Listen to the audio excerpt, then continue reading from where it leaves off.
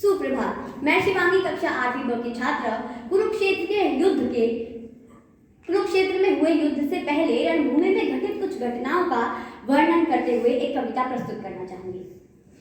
तलवार धनुष और पैदल सैनिक कुरुक्षेत्र में खड़े हुए, रक्त पिपासु महारथी एक दूजे सम्मुख अड़े हुए। कई लाख सेना के सम्मुख पांडव 5 बिचारे थे। एक तरफ थे योद्धा सब, एक तरफ समय के मारे थे।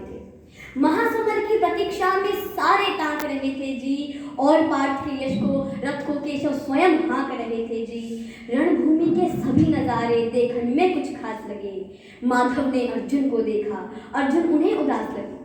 कुरुक्षेत्र के महासमर को एक पल में तभी सजा डाला। 5 जन्य उठा कृष्ण ने, मुख से लगा बजा डाला। हुआ शंखनाद जैसे ही सबका गर्जन शुरू हुआ। रक्त बिखरना हुआ शुरू और सबका मर्दन शुरू हुआ। कहा कृष्ण ने, उठो पार्थ और एक आंख को मीच जड़ा। गांडीव पर रख बाणों को, प्रत्यंचा को खींच जड़ा। आज दिखा दे रणभूमि को योद्धा की तासीर यहाँ। इस धरती पर कोई नहीं अर्जुन के जैसा वीर यहाँ।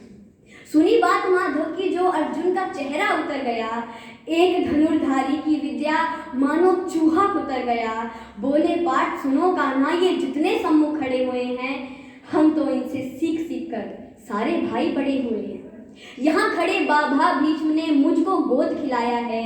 गुरु द्रोण ने धनुष बाण का सारा ज्ञान सिखाया है। सभी भाई पर प्यार लुटाया कुंती माता हमारी ने। कमी नहीं छोड़ी कभी कोई प्रभु माता गांधारी ने।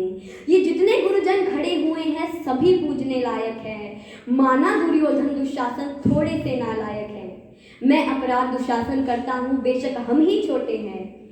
ये जैसे भी हैं माधव आखिर भाई के बेटे हैं। मैं छोटे से भूभाग की खातिर हिंसक नहीं बनूंगा। मैं स्वर्ण ताक कर अपने कुल का विध्वंसक नहीं बनूंगा। मैं खून सने हाथों को होता राजभोग अधिकार नहीं। परिवार मारकर गद्दी मिले तो सिंहासन स्वीकार नहीं। रथ पर बैठ गए अर्जुन, फिर मुंह माधव से मोड़ दिया। आंखों में आंसू भरकर गांडीव हाथ से छोड़ दिया। गांडीव हाथ से छूटा जो, माधव भी कुछ बुलाए थे। शिष्य पाठ पर गर्व हुआ और मन ही मन हर्षाए थे।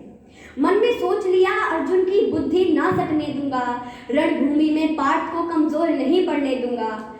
धर्म बचाने की खातिर एक नव अभियान शुरू हुआ। उसके बाद जगत गुरु का गीता ज्ञान शुरू हुआ।